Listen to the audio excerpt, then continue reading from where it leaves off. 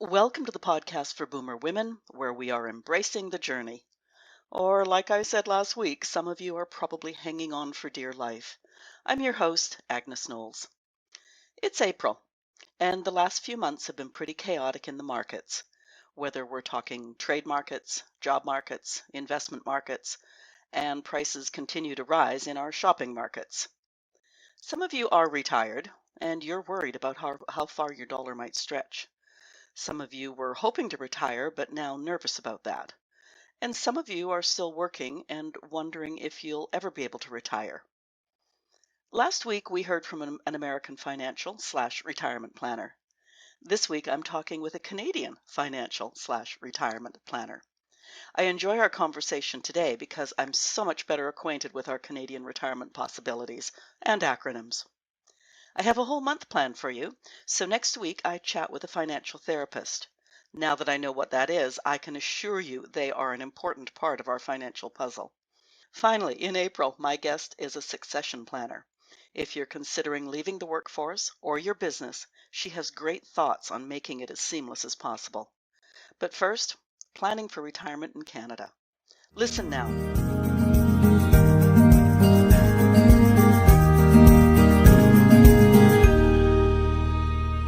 To say the world is a strange place, both politically and financially right now, is an understatement.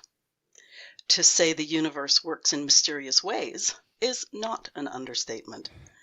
I get quite a few retirement planners contacting me, and I try to space them out if I think they have a message for you. However, as I said, the universe works in mysterious ways, so April has become Retirement Planning Month. Last week, you heard from an American financial advisor who works primarily with retiring federal employees. Timely.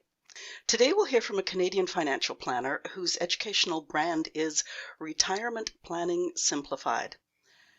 My financial planner would tell him he's exactly what I need. Next week, a profession I didn't know existed, but research tells me will help us all out, financial therapy. Figure out where your money stories come from and deal with them so you can plan more effectively. Today, let's spend some time with the Canadian system. As always, these conversations are important and worth your time no matter where you live, as it gives you insights into and questions to ask about the retirement system in your own country. Joseph Curry, welcome to the podcast for Boomer Women, where we are embracing the journey. Oh, happy to be here, Agnes. It's funny, there's a few times in when I have notes that I wish we were doing video, because whenever I say embracing the journey, my hands always go up, and then there's a point at the end too that I'm using my hands so people can see them. Well, maybe video's next for you. Yeah, I don't know. We're trying to get people to listen, period. Boomer women to listen, and I keep on encouraging them to just plug in when they go for a walk, so video doesn't help there. Fair enough. Joe, I'm excited to have you here. I know all our Canadian listeners are leaning in, and the retirement curious are listening to see what else they can learn as they approach that time where they live. Let's start at the beginning. What drew you to financial planning, and how did a young man come to focus on retirement planning? Sure. So my story goes back to probably sometime around the dot-com crash. My dad's actually in this business, a little bit different, his business, but similar. At the time, he was doing a lot of retirement planning. And during that time, anyway, a stressful time in markets, you may remember. And he got a phone call from a client. And so he came home that night, and I could see that he was kind of beaming a little bit, like he was happy about something. So I asked what's up. But anyway, he got a phone call that day from a client. She was an elderly widow, and she just called him to say that he was the reason she could sleep at night. And I thought, you know what, that's pretty cool to know that you can, have such a fulfilling job where you're helping people like that. So that's really when I first thought about doing it. So that would be late high school for me at that point. And anyway, so that's kind of the start of the journey. And then further on down the road, I've worked with kind of anybody and everybody, but over time really honed in on this retiree kind of persona, or like client, I guess you could say, or people approaching and making that transition. There's a lot of reasons for it. A big reason was around 2015, 2016, when I came into the specific business I'm in here today, and I ended up buying this business. It was from a retiring advisor, and he already had basically a retirement planning business. So that was kind of already in place, but then I really just fell in love with that type of planning. There's a lot of things that I like about it. I'm not sure if I could dial it into any one thing, but part of it is I just love helping with that transitions. It's such a big transition that has so much to do with more than just money, going from working to not working or whatever that transition looks like. It's not always just going to not working. And then talking with our clients, I love our clients. We always have lots of good stories and experiences to share. So it's just, people I like and enjoy being around and talking with. So that also helps. So I think that answers your question from a high level anyway. Well, and as you were saying that, I'm thinking, and how many grandmas do you have? And you really like them because they bring you chocolate chip cookies. Okay, I'd like to get the hard stuff out of the way right up front. Sure. It's really easy to mention politics and the repercussions there, but we also have a homegrown example right now. What would you say to a 62-year-old employee of the Hudson's Bay who suddenly finds them out of or soon to be out of a job?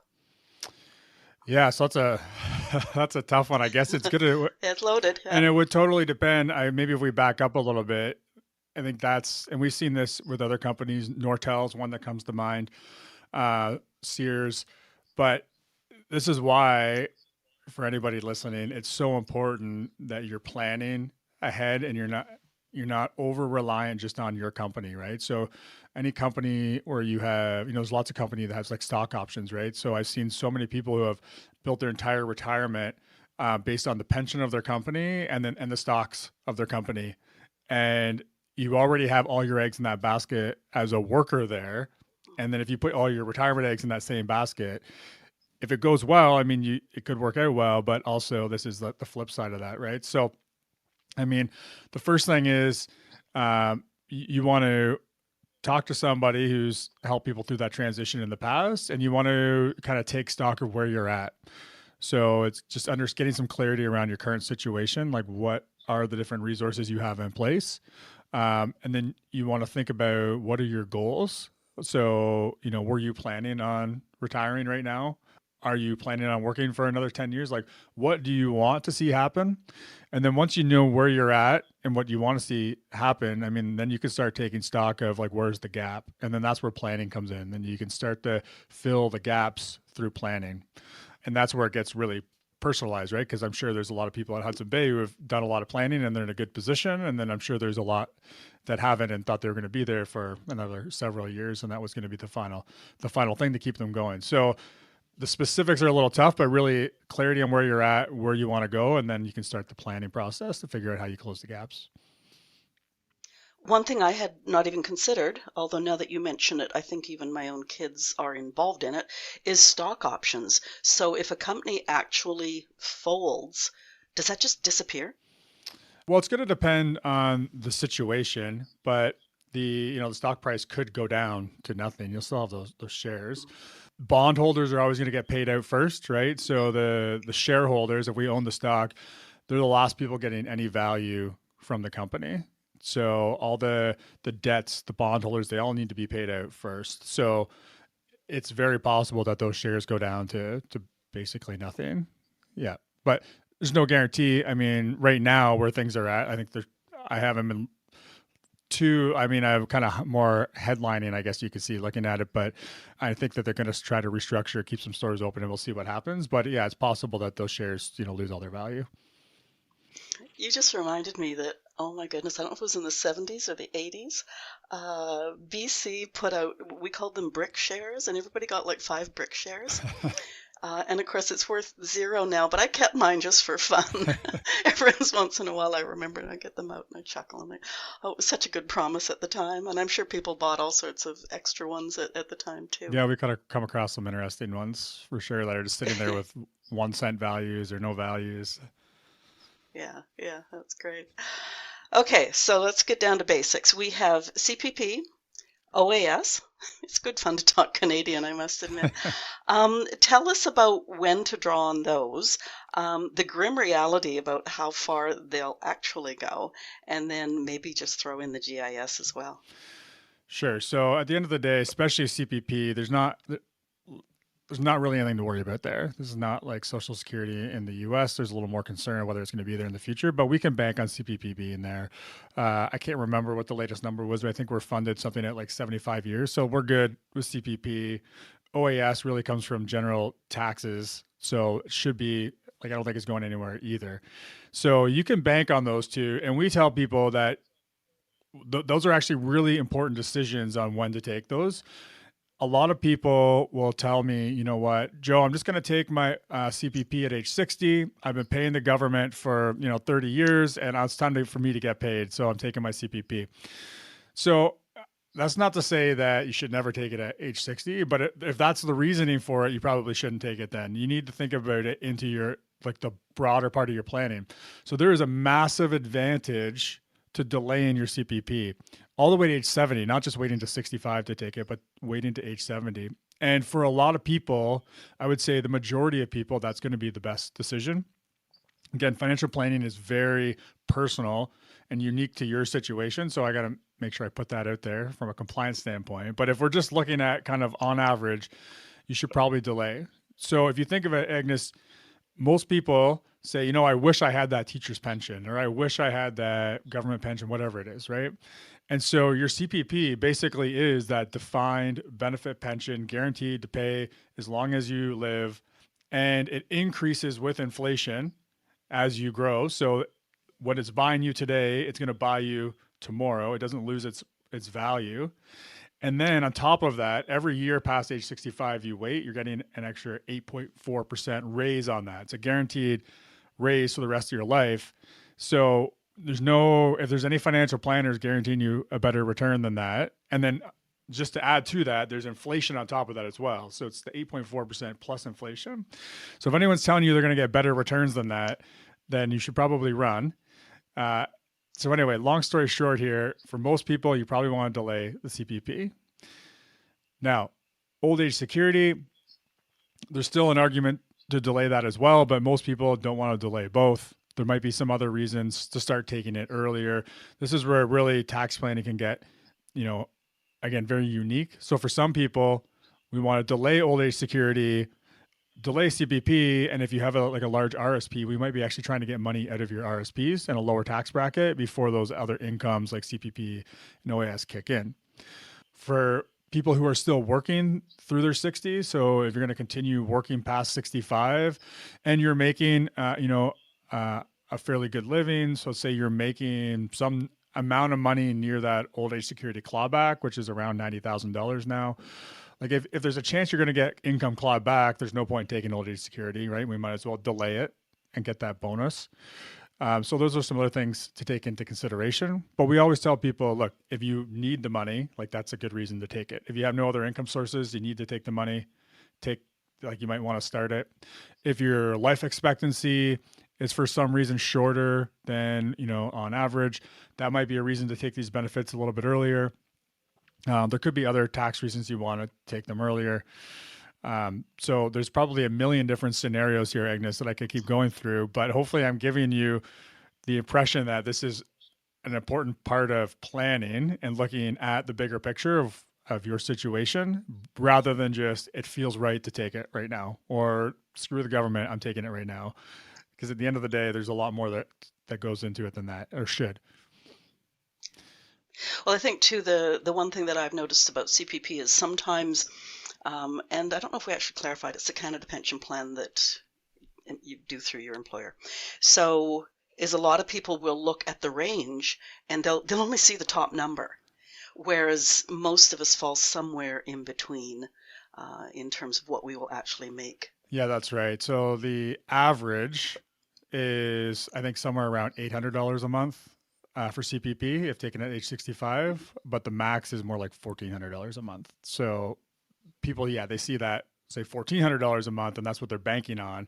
But the reality is most people aren't getting that, even if you have a high income earning job, because it's what you've contributed, right? So if you had, if you were in school for a number of years, like university, you weren't earning any income after age 18 for a number of years, like those are years you're not contributing.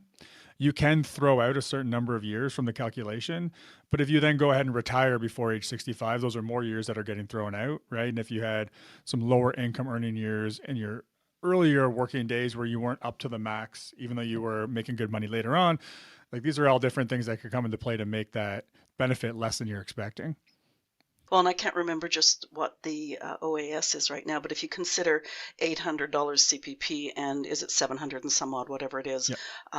from OAS, it's like if you're just thinking that, oh, I'm going to quit my job because I've got these pensions coming in, you're not going to make enough to live on, probably in most places in Canada. Yeah, I mean that's one of the common retirement mistakes I just had on a recent YouTube video is just thinking the government's going to take care of you.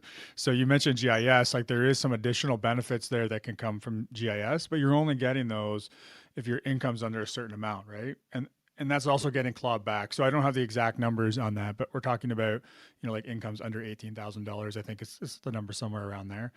So it's to your point, for most people, that's not going to be enough to live on. For some people, it might be. So, I mean, I'm not sure who all's listening right now, but on average in Canada, a household in retirement is going to be somewhere between $60,000 and $75,000 a year of expenses. That's an average. So again, there's going to be lots of people who are less than that, but there's going to be lots of people who are more than that as well, right? So for most people, if they're planning on the government's benefits, OAS and CPP taking care of them, it's not going to probably work out. Right. And the other thing with GIS, of course, is it's based on last year's income tax. So, basically when you first retire, last year's income tax was based on your earnings with the job. So you won't qualify for that first year anyways. Yeah, so exactly. Everything will be calculated off like the next year's income. So there's going to be a gap there most likely. Yeah, it's it's a complicated system. And things don't always work It out the way is, but people I think, expect. well, I mean, first of all, people need to understand that, yeah, the government's not going to take care of you completely. But also, like, this is the reason people should come and talk to you. It's so important. Yeah, ideally, when you're working with someone for retirement planning, we're not just creating an investment plan, right? I think a lot of people from their experiences with what they would consider a financial planner is they got an investment plan and then they think that's what a financial planner does.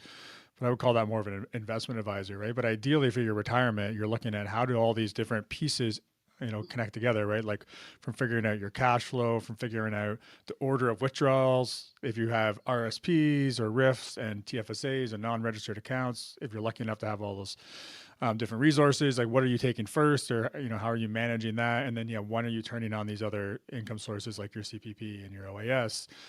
There's so many variables, and then there's also the the estate planning side of things, managing the risks that may or may not happen or come up. So there's a lot of pieces that really go into the planning.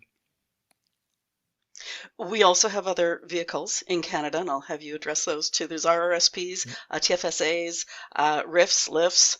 I'm going to stop there before I show off that I can't keep the latter two straight. Tell us about those, and are there others? Sure. So if we look at our RSPs as our traditional retirement savings vehicle, right? So while we're working, a lot of people are putting money into their RRSP. The reason that that's a good thing, and I'm going to address this too, I think it's important because a lot of people say, you know what, I hate RSPs. I know I'm going to have to pay all this tax later, or I settled my parents' estate and there was a big tax bill on the RSPs. I'm never putting money into that. So just to make sure I clarify that, what happens is we'll use some easy numbers. If you make $100,000 a year, if you put $10,000 into an RSP while you're working, you pay income tax on $90,000 of income, not the $100,000 you earned, right? Because you get a deduction. And then while that money's in your RSP, it's going to grow tax deferred. So what that means is any interest, any dividends, any capital gains, you're not paying tax on any of that while it's in that account. You do pay tax on the withdrawals. So that's why if you take money out of your RSP, you have to pay tax. Now there's going to be a withholding tax based on the size of the withdrawal, but at the end of the day, you're going to get taxed on your marginal tax rate. So that's the top tax rate that you're in. For most people though, they're going to be making less money in retirement than they are while they're working. So if we think about that, we put money into the RSP, we get a deduction. So we don't pay any tax on that money that went in there. It grows tax deferred. And then when we take it back out at that higher amount that had grown tax free or tax deferred, we're taking it back out in a lower tax bracket when we pay tax on it. So RSPs are really good deal still. I just want to make sure we're clear on that because that's a big misconception. Now, if you want to take income from an RSP, though, you typically can't set up like an automatic withdrawal or anything like that. Some companies or banks will charge you a deregistration fee every time you take money of your RSP. So, and eventually you can't keep it in there. You have to move it over to what we call a RIF, or Registered Retirement Income Fund. And the RIF, unlike the savings plan, the RSP, it's basically the same account, still growing tax deferred in there, but it's designed for income, for you to take money out. And the government tells you how much you have to take out every year once you move your money to a RIF. Now, you have to move it to a RIF by age 71, and you have to take a minimum out by age 72. But there's reasons you might want to do that earlier. For example, anytime after age 65, RIF income is considered pension income. So that means if you have a spouse, you can split that income, which can help you get you into a lower tax bracket. You'll also qualify for the pension tax credit, which gets you a couple $1,000s out of your RIF tax-free every year, which you wouldn't get if it's still in an RSP, right? So there's reasons why we might want to have a RIF before the government forces us to. And again, that's where tax planning comes in. So that's the RSP and RIF are very interconnected. The RSP is for when you're working and saving. The RIF is for when you need income. TFSAs, you don't get that tax deduction. You put the money in after tax. So you've paid your tax on the money, you put it in there, but now it grows tax-free. And when you take it out, it's tax-free again. So tax-free savings accounts are great. And if there was the exact same income in retirement and while you're working, it really doesn't matter if you do an RSP or a TFSA. They kind of work out the same. So tax-free savings accounts, though, are really good for flexibility. So I'll give you an example. We had a couple, they retired. The wife was still working. She was going to work to get her full pension to 65. She worked on the school board. The husband ended up retiring early, but she was making enough money for the household expenses, and he had a bunch of money in his RSPs. So what we actually did was, while he had no income, is we would take money each year up to a certain amount, keeping them in a low tax bracket, out of the RSP, and we put it into the tax-free savings account. So this is going back a while now, but now they're both retired. She's been retired for a few years, and this year they needed to buy a car. So if all that money had still been in the RSPs and they wanted to buy a car and pay cash for it, there would have been a big tax bill to take that lump sum. But we were able to do that by planning ahead. So all that money, or a big chunk of money sitting in the tax-free savings account, he could take that out, pay no tax on it, purchase the vehicle without having to finance it. It was a used vehicle, so financing was going to be super high. So anyway, they've paid for that, and now we'll slowly replenish that over time, right? So that tax-free savings account is an important account to give you flexibility in retirement. So now, are there other vehicles? Yeah. So there's just non-registered accounts. These are just accounts that, if you've maxed out your tax-free savings accounts, and either you've maxed out RSPs or you can't put money in there anymore because you now have RIFs or whatever it is, you can still invest this in stocks or ETFs or mutual funds or whatever it is in non-registered accounts. The only thing with those there's no tax, preferential tax treatment. So, you're going to pay tax on the dividends when you get paid the dividends. You're going to pay tax on any interest from like bonds or GICs. And then on stocks, if there's capital gains, when you sell those stocks or those mutual funds or ETFs, whatever it is, if there's a gain, you're going to pay that capital gains tax right away. None of it's sheltered. So that's kind of where excess funds are going to go. But if you've had a pension in the past and you move money out of that pension, it probably went into some kind of locked-in retirement account. So in Ontario and in a lot of provinces, it would be a LIRA, locked-in retirement account. But there's locked-in RSPs. There's different names for it and within some of the different provinces. But at the end of the day, basically what it is it's pension money that was moved out of a pension when you switched careers, switched jobs at some point. And the government, instead of having just a minimum like a RIF where you have to take out a certain amount, once you move it into the income fund, so a LIRA will go into a LIF, a locked-in income fund, there is going to be a minimum just like the RIF, but there's also going to be a maximum. And the idea behind that is trying to make that money last over time like it would have as the pension. So that's another account we might see. Again, those are related. LIRA and LIF would be the two most common there. But then there's also other income sources like actual pensions, right? There's two types of pensions. There's the defined benefit pension, which I mentioned earlier. That's like your teacher's pension, government pensions. This is where the risk is on the employer. So you go to work, you get credited service. You and the employer are probably both contributing here. But at the end of the day, when you retire, based on how many years you've been there and what your income was, you're going to have a predefined benefit that you get paid in retirement. So that's where it's a defined benefit. And the risk is on the employer there. Whereas more and more commonly, what we see now is the defined contribution plan. And the defined contribution pension plan means that your employer is going to contribute to a pension for you. And they're probably going to do some kind of matching. Like they might put in a minimum amount. And if you put in some, they might match that to get you more money in there, which is all great. But then you're responsible for the investment decisions. And whatever's in that account when you go ahead and retire, like that's what you're building your retirement income out of, right? So it's a lot like an RSP. It's just done through your employer. And the risk and the defined contribution is on you. So defined contribution meaning the employer is telling you how much they're going to put in. Like this is the amount we're going to put in every year.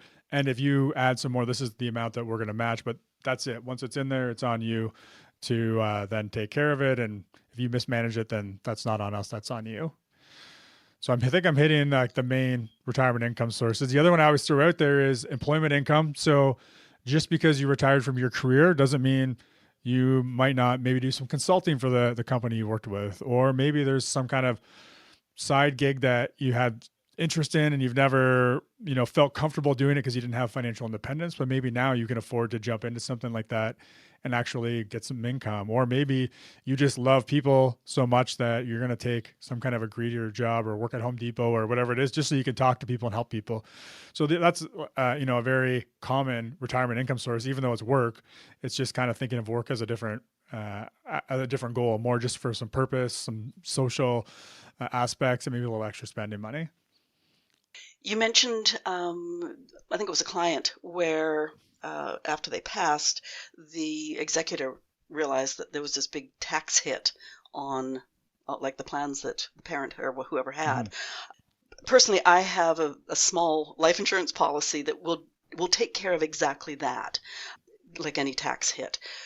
Is there anything else that somebody could do to alleviate the tax hit? Because that has to be paid up front, right? It's not when the estate settles. It's like right now, these money's coming out of these accounts, so the taxes have to be paid. Yeah, the taxes are going to need to be paid by the estate. There's going to be like a final income tax return, and then potentially an estate return if there's income in the estate. But yeah, those need to get paid. So there's different things. So yeah, life insurance to take care of that is one way to do it. Now, keeping in mind, if you don't have life insurance, it just means that your beneficiaries are going to get less money, right? So if there's no money there, there's going to be no tax, right? If there's no money in your RSP, you're not going to get a tax bill from the RSP.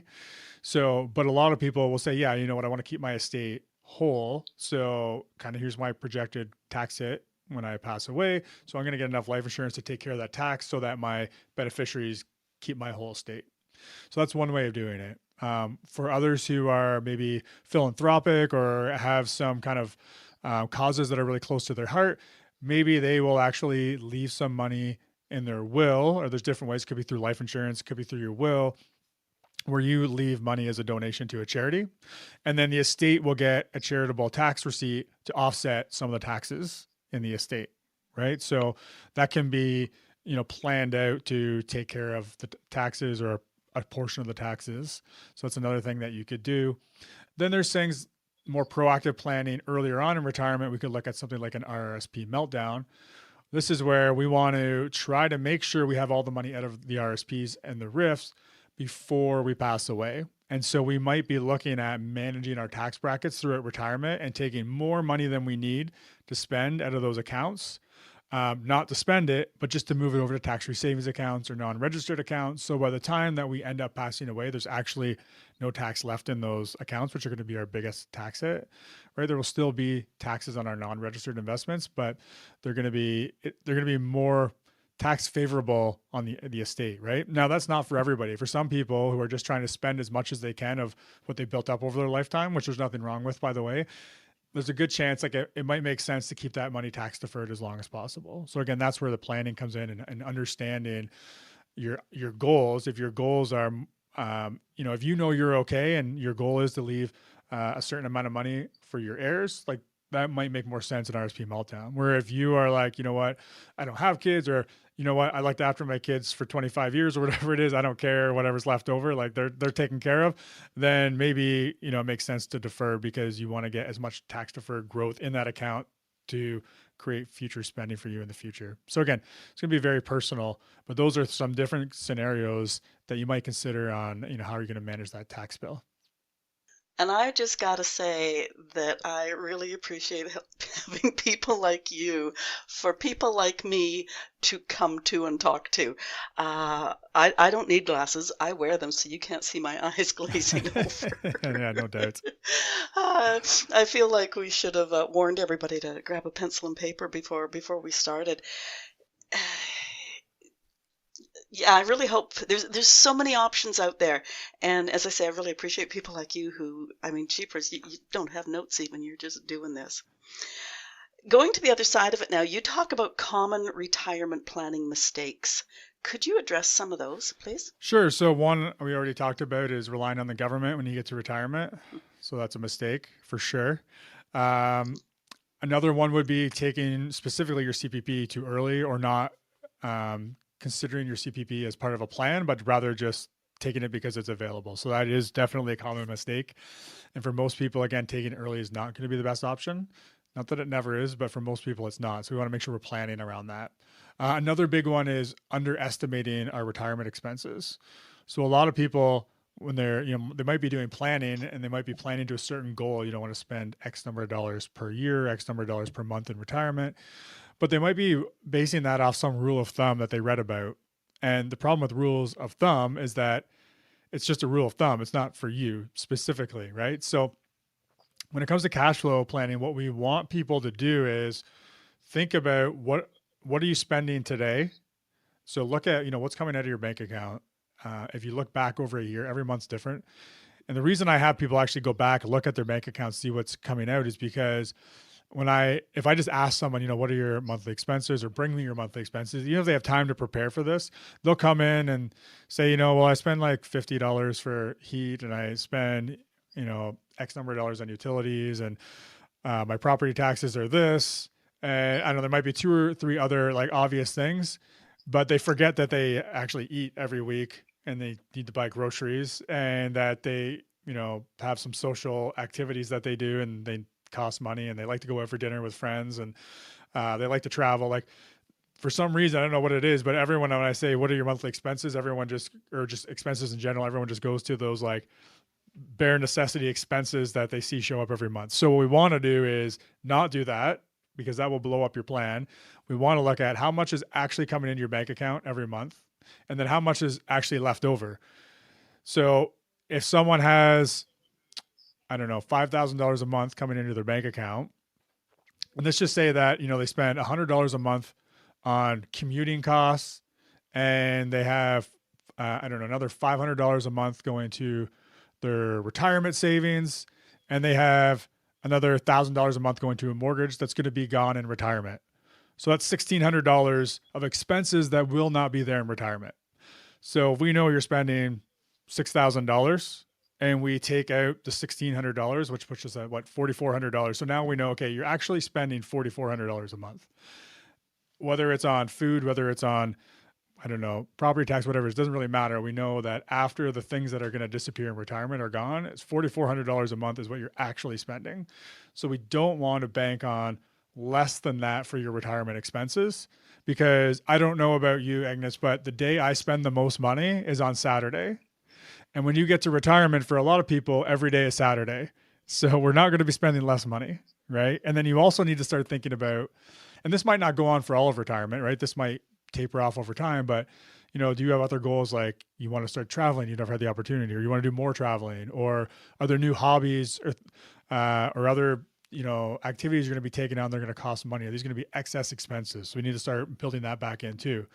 So I went pretty deep down that hole on the mistake, but it's because I see it time and time again where people say, I'm just going to spend this, but the reality is they're going to spend way more than that. And I've been doing it long enough now that I see the before and the after, that when we're doing planning, we have to dive deeper. We're not just taking the number off the top of our head, because we know it's probably going to be wrong.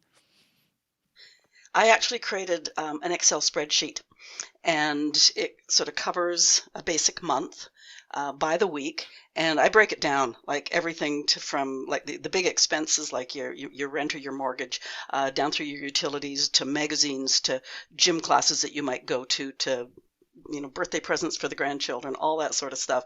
And it sort of sums it up at the bottom. You can, when you're working, it's really easy to plug in your income each month. But then it also auto loads down below, where you can then plug in how much you're going to make in retirement. And if the number goes red, then you get to go back up and say, okay, like I have to live without the magazines. I have to live without this. I have to live without that, whatever. But it's really handy, and it's eye-opening. It's kind of crazy. Yeah. Another thing we tell people to do is, once a year, just do an audit of your expenses, because nowadays we have so many subscriptions that we forgot we signed up for. We had a free trial or whatever it is. So if you just go once a year, you're probably just going to find money by canceling things you're not using, right? And if you're not sure if you need something, just cancel it anyway. And then if you miss it, then you can always add it back in, right? But cash flow is a big one. And having the spreadsheet is great, but the problem is that most people don't do it, or they'll do it for like a month and then they'll stop doing it, and things get missed. But if you have the time and you have the patience to go through that process, then yeah, that's ideal, because then you can see exactly where you're spending, and then that's when you maybe having a little more clarity on what you're spending your money on can make it a little easier to figure out where you can save some money, right? So yeah. Well, and I think now too, you can tap that card, you can tap your phone, and you've bought something. Yeah. So it's really easy to lose track of exactly what you're spending money on when every day is Saturday. Yeah, or if you just want something right now, like you just jump on Amazon, or like you don't even have to leave your home to shop. So it makes it a lot harder to manage your spending, because it's just so easy to impulsively buy, right? At least if I had to go out to the grocery store and it's something I don't really need, then I might forget about it by the time I get to the grocery store. But if I could just do it on Amazon, then it can happen right now. We won't talk about the number of times I go to the grocery store and forget what I do need. Okay, I think we've covered part of this, but you have a question. Can I eliminate or reduce any threats to my retirement? Is that part of what we've just been talking about? Yeah. So a lot of that will then come into also your investment planning, right? Like your investment portfolio is going to look different in retirement and in the years leading up to retirement than it did while you were saving and working and, had some career stability. So part of that is how you're going to manage some of that risk. Part of it is having a withdrawal plan. So I tell people that having a projection that says you can spend X number of dollars isn't really a plan. It's a good starting point. It gives you some clarity on where you stand today. But the problem with those is we don't know how long you're going to live. We don't really know what your returns are going to be. We don't know what inflation is going to be. And even if we get the returns right, the problem is that your investments are not going to have a straight line return. They're going to have good years and bad years. And so if you get more bad years at the start of retirement and the good years later, it doesn't matter if you already spent all your money that the good years came later, because it's not going to come back, right? So we need to have a plan for how do we manage, we call that sequence of returns. Some people are lucky, they get a good sequence of returns. Like, if you retired in the mid 2010s, overall things have been pretty good. So you probably are further ahead now than what your projection had said, right? But if you retired in 2006, then that's probably kind of threw your retirement plan out pretty quick if you didn't have a plan for how you were going to address that. And then there's other things like, if it's a married couple, if my partner has a pension and that income disappears if something happens to them, like, do we still have enough money coming to the household for just me? Or, what if I end up in long-term care? I don't want to be dependent on my kids. So how am I going to manage that expense? What does that look like for me? So managing those, again, a lot of it is just really thinking about what are all the things that could go wrong and how are we going to manage those things if they happen?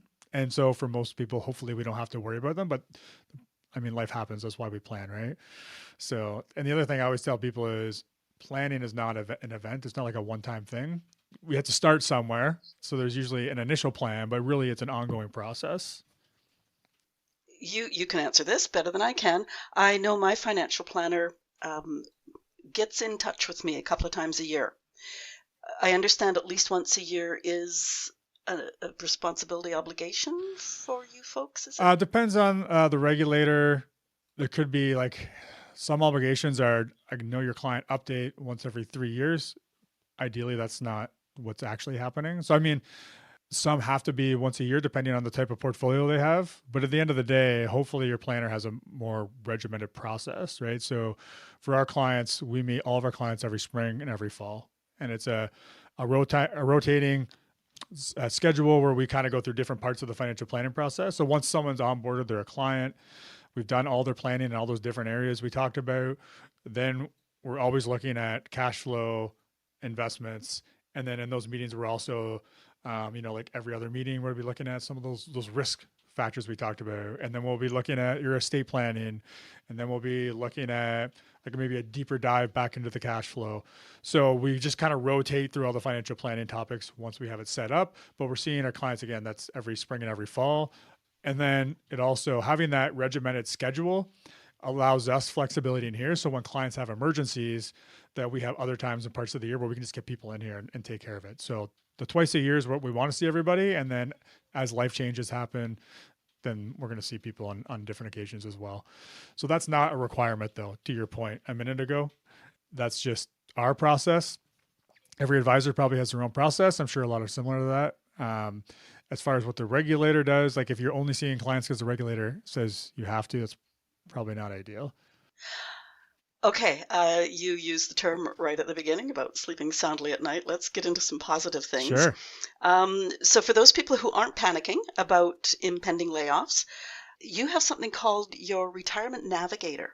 What is that? Yeah, so the Retirement Navigator is just a really good place to start as you're thinking about your retirement planning and thinking about what that next stage is going to look like. So what I didn't talk about, I talked about goals, but I didn't talk about values. So really where we like to start the retirement planning conversation is actually values first. Because if we're clear on our values, it can act as like a filter then for our goals and how we spend money. And then that way, if our goals are kind of, we can kind of meet our goals, but there's a few things that we might, we're maybe going a little over on spending. We can really start to dial that in and be like, okay, well, is this really aligned with their values? And that's kind of where that filtering process comes in. But for a lot of people, it's also figuring out, how we're going to get purpose in retirement. Maybe my identity is really tied up in my career, or maybe as a business owner. And when someone asks me what I did or who I was, I'm a business owner. And so if you're going to let that go, that can be a really big step, and it can be a very challenging step for a lot of people. So again, getting clear on our values can be the first step in helping us identify, what's that next stage in life going to look like for us. So the Navigator, what it does is we have an exercise in there that starts with helping you define your values, because most people, if I just ask, what are your values? They don't really know. They maybe have an idea, but this is an exercise that helps people dial down into that. Then it explains the goal setting process in a little more detail, has a worksheet for that. And then it starts going into some of the other aspects that we talked about, like cash flow planning, understanding your retirement income sources, and basically goes through the retirement planning process. So some of it is more hands-on, like workbook type pages, and then some of it is more high level, like here's the other things that you need to get some advice on or start thinking about. So it's really a good place, even if someone's thinking about talking to a financial advisor. If you work through that, I know a lot of people don't talk to financial advisors, and this is really why I started the podcast and our education site, is because I know a lot of people think that our industry is maybe a little stuffy and maybe looks down on people who don't know things about money. And so what I really want to do is make our industry more approachable to people. And so I know that when people have kind of a base knowledge, they feel more comfortable talking to somebody about their money because they don't feel like they're going to be embarrassed or judged. And so that Navigator is a great tool for that. The podcast, I mean, any way you can kind of educate yourself, it just makes it easier to have those conversations, and also know that if you talk to somebody, you're getting good advice, because, if you go through the Navigator and then you talk to a planner and they don't talk about any of that stuff, there might be something missing there. I want to emphasize too that I know that the first time I probably talked to a financial planner was 40 years ago when my first child was born. And I found that he talked to my then husband, and they were deciding our future. And there's so many people like you out there now who are well aware, because our audience is primarily boomer women, who are well aware that they may come into your office not sure what's going on, and you can do a little bit of hand holding. You can explain things as you've done today. Holy crikey, you blew me away. But sort of more sensitive, shall we say, to an older woman who this might be brand new for her at this stage of the game, sort of figuring out what's going on and what there is because her husband has passed on or something like that. Yeah. So you never want to not get advice because you feel like you don't know what you need to do. So just talking to somebody and asking questions. And so we have a lot, I mean, actually a lot of our clients that come to us are couples, but maybe the husband's been looking after everything on their own. They've never had a planner. And they're actually just worried about what happens if something happens to me. And really, in those meetings, we're spending most of our time talking to their spouse and educating them and letting them know what's going on. And it's not so much that the other spouse needs a planner, they just want to have that kind of bridge in place if something happens. And then also, I mean, we have a really large chunk of our clients actually are widows or divorcees, women who they want someone to help walk through this. So it's I mean, a big part of what we do in our meetings is really is education and making sure we're asking questions and making sure that everyone's on the same page. And if a person walks into someone's office, sits down, and 10, 15 minutes in realizes that I don't want to deal with this person, they don't need to. They are not committed just because they've sat in the chair. No, and you don't ever want to work with someone who's managing your future, your investments, if you don't feel comfortable with them. That would be like the number one. Yeah. Like if there's any kind of hesitancy or red flag there, then I mean, there's lots of options. Yeah. I just wanted to touch on that while we were talking about. And maybe the other thing I'll add on that, Agnes, is if you were with somebody and you already have all your money there, like you don't have to stay there either, right? You can always transfer things out. And if you go to another advisor, they'll be able to tell you if there's any kind of fees to move from whatever and educate you. Like you don't have to talk to the advisor you're with if you're uncomfortable asking those questions. Another advisor can look at your statements and tell you, you know what, like you're probably going to have these fees, or actually you can move. There's no fees. And in most cases, especially nowadays, because they've got rid of some of the fees that tie people up, in most cases, it's not that expensive to change. There'll be a little bit of cost there, but it's not, for most people, it's not going to be like a deciding factor. Well, and interestingly, now that you mentioned that, my financial planner that I have now, she had to do all of that looking at what I had because my previous financial planner had passed away. She had cancer. And so, just taking that view of, okay, this is what you've got. If we do this, it's going to cost you that, like all that sort of stuff. I'd forgotten how valuable that was. Yeah, you want to know the options and the current situation as it is and how different decisions you make are going to affect how things move forward. Right. Now, you talk about transitioning from saving to spending. Is that a big mindset? It wouldn't be a big mindset for me, but that's okay. Is that a big mindset thing for some of your clients? Yeah, I would say that over half of our meetings really are not talking to our retirees about, hey, you're spending too much. It's, hey, you worked hard, you sacrificed, you saved this money so that one day you'd have financial freedom and be able to do all the things you've always dreamt about, and you're not spending any money. So we need to spend more money. So it's usually one or the other. Like we have our clients, again, they've underestimated their expenses like we talked about earlier, and there's always something else they need to spend money on that doesn't fit into the plan. But a good chunk of our clients are the exact opposite. Is they were really good savers. They've done well. They have more money than they ever thought they would have, but that getting them to go from saving to spending is just, it's such a mindset shift that some people just can't make. And so again, part of what we try to do with those clients is break down our planning in simplified ways to just show them, like, look, if you spend this much more, we can kind of show them how things go. Like you're still okay. Your spouse is still going to be okay. You're still going to leave things to your kids. So it's a big part of what we do really is just trying to educate people on how they can spend more money. Yeah. I know I tell that to some people and they say, I don't even know how that's a thing. I have more trouble stopping spending, but, but for some things. Well, that was my auntie though. Once she got this much money in the bank after the sale of her house, it was like, she needed to know it was there. And I mean, she was also, Depression War era person, but it was so hard, and it was heartbreaking too. I'd say, Auntie, you've got the money, like buy yourself this, or treat yourself to that, or get someone to help you with this. And it was like, no, that number couldn't go below a certain threshold. And yeah, it was, as I say, it was heartbreaking. Well, and what I'll add to that is I do see that as more of an issue for the like older generations, not boomers. Like boomers they want to be more active, they want to travel more, they're doing things, but it's kind of that generation before that still remembers the Great Depression. I think there's other factors that are coming into play there, right? That makes that tougher to let go. Right. Is there anything we haven't talked about that people should know about?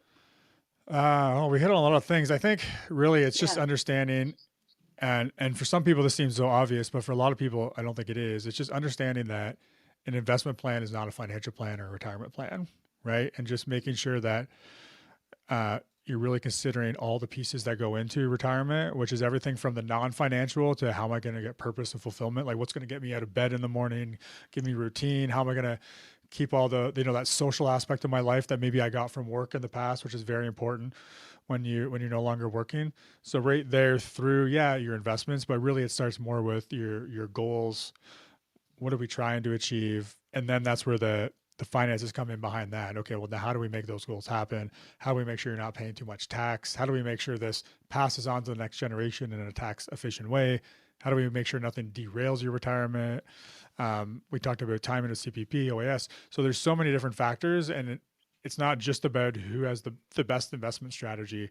I think that's probably what I would like to leave our listeners with, because it's the most common thing I run into is thinking an investment plan is a retirement plan. Okay. You mentioned your podcast. Tell us about your podcast. Sure. So Your Retirement Planning Simplified is the podcast. It's on our YouTube channel, Retirement Planning Simplified as well, which is actually growing pretty quickly. And as I mentioned, one of our core values, one of them is approachability. And that's the whole reason behind the podcast, the YouTube channel, is about making retirement planning more approachable to people. And it's, as the name says, simplified, as we're trying to take these more complex topics. Now, I know I gave you a lot today because we're cramming a lot into a short amount of time, but we try to take all these things I've talked about today and we look at them and break them down more, try to simplify them more, and we'll have expert guests on as well. And we talk about a lot of the non-financial things that I was just mentioning. So, where are we getting purpose? How are we staying active? Like all those things are part of the podcast as well. And really it's just for people, I would say mostly people who are either early in retirement or getting close to retirement, to make sure that they're, taking into account all the things they need to start thinking about as they make that transition. Well, and I'll vouch for that because I was browsing through both your podcast and your blog, and it was like, and it was just like this one small subject, and it's like, I want to learn about that, or I want to read, what you have to say about that. So I can really vouch for the fact that you really niche down into specific topics. I'm glad you found something interesting in there. So like you can find it all on the Your Retirement Planning Simplified is the podcast, but if you just go retirementplanningsimplified.ca, then you'll find it all there. Okay, and that was my next question, where we find you on the World Wide Web. Yeah. So it's retirementplanningsimplified.ca. Yeah, that's the website, which you'll see the blogs as you've seen on there. You'll also be able to see the on the website, you'll be able to see the blogs. You'll be able to see the podcast, a link to the podcast in there. The blogs usually have a lot of our YouTube channels, but Retirement Planning Simplified on YouTube, that's honestly our fastest growing thing. People seem to be loving YouTube lately. So I don't know if it's the visual piece there. I know you mentioned getting your listeners to listen while they're walking. For me, if I'm running, walking, exercising in the car, I love listening, but more and more people are loving the video. So we have a lot going on there. Well, you don't have to pay to stream YouTube most of the time. True. There you go. What else was, you have a course at Trent. Do you have a course online for people, or is that what the Retirement Navigator is? So the Retirement Navigator you can find. Lindsay could give you a copy for your readers if they want to get it from you, or also if it's on retirementplanningsimplified.ca. If you go on there, you can click Get the Navigator, and you'll be able to find it there. And we do have a Trent workshop we're doing. Actually, it's a Saturday, so it's not online though. We might in the future bring it online or do something similar. But right now, yeah, it's in person at Trent University, and we just did a couple nighttime ones. So like a part 1, part 2 at night, it went really well. So now we're trying a weekend one, and it seems like we have a pretty good turnout for that. But we don't have it online, so it's not available for everybody yet. Okay, and there's one other last question: is you are in Ontario, Peterborough, Yep. and can you work with people anywhere across Canada, or do you have to stay in Ontario? Yeah, so right now we have clients in Alberta and Saskatchewan and PEI in Ontario. And so technically I'm not registered in the other provinces right now, but if somebody comes along, we can get registered. Oh, okay. Can I ask you a personal question before we close? Absolutely. Leafs or Sens? Or are you going to surprise me? No, it's the Leafs. No surprise. I don't like when people ask me that question though, because I have to say it out loud. Well, you're closer to Toronto, and for anybody who couldn't read or understand the Canadian, it's the Maple Leafs or the Ottawa Senators, 2 hockey teams. And you still play hockey, I take it, do you? Oh yeah, I still play a couple times a week, but yeah, I do play. Now it's most of my time at arenas is my kids. They're I guess one's turning 6 and one just turned 8, so that's a big part of my arena time. And actually, you mentioned the Leafs Sens. That was their Christmas present this year. My wife and I took them to a Leafs game in Ottawa, so playing the Sens. So that was a lot of fun. Okay. They loved it. They're right at that age. I'm sure they were just wired beyond belief. Yeah, they've been asking for a couple of years to go, but my youngest, I was just always afraid he was going to fall asleep. But anyway, he made it through this one, so we were good. Oh, that was great. Okay, your website link is in the show notes, and all the links, like YouTube, everything, will be on your page at our website. Perfect. Listeners, if you're a Canadian, are you feeling okay about your retirement savings, your retirement plans? Are you concerned, or in Joe language, are you losing sleep at night? Non-Canadians, retirement planning might have different acronyms where you live, and we sure fired off a lot of those today, Joe. I'd love to hear your story. Maybe I could get an advisor from your country on. If you have thoughts on today's show, please talk to us. Leave comments where you're listening, or if you're listening at boomwithabang.com, scroll to the bottom of the page and talk to us there. Or was there a specific question I didn't ask, Joe? Ask it in the comments and I'll get you an answer. Share this episode. At our age, retirement is closer than it was 25 years ago. With the global uncertainties right now, fretting and expecting the worst is easy. Getting good information is so much more productive. Your friends may not want to put their concerns out there. This conversation with Joe might get them to take action in a positive direction. If you enjoyed this conversation, click the follow button and help us grow. I'm also registered at Substack. Following there is free, and you get notified every time an episode is released. A quick reminder that last week's guest was an American retirement planner, and next week we get a free hour on the couch with a financial therapist. Joe Curry, thank you for being my guest today and putting a Canadian light on retirement. The planning, the saving, the spending, the whole shooting match. I really appreciate it. My pleasure. I'm glad I could be here today, Agnes. Thanks for having me. Thank you. Have a great rest of the week. You too.